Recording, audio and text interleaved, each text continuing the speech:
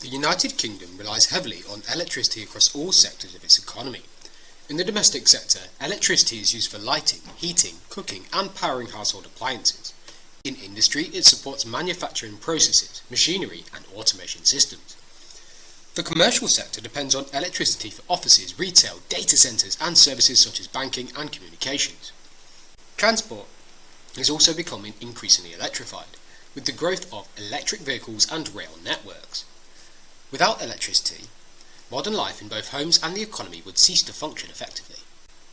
Despite this widespread use, total electricity demand in the UK has decreased compared to previous decades. One major reason for this is improved energy efficiency. Appliances and lighting such as LEDs and industrial processes now use less electricity to perform the same tasks. Another factor is the decline of heavy industry such as steel and manufacturing, which historically consume large amounts of electricity, as much as 60% of our entire supply.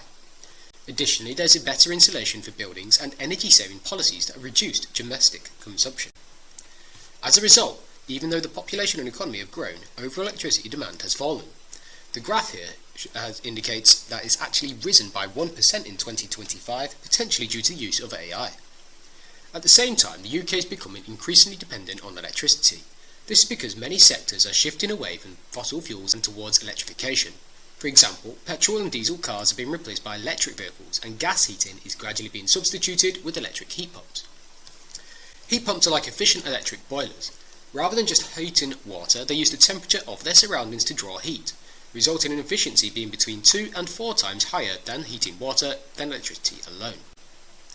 Digital technology, including data centres, cloud computing and artificial intelligence, is also driving higher reliance on electricity.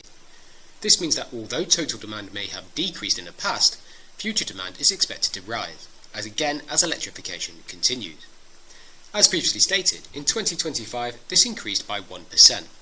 While it sounds small, this is around 3.2 terawatt hours, which would take a large modern offshore wind farm around 3 years to generate.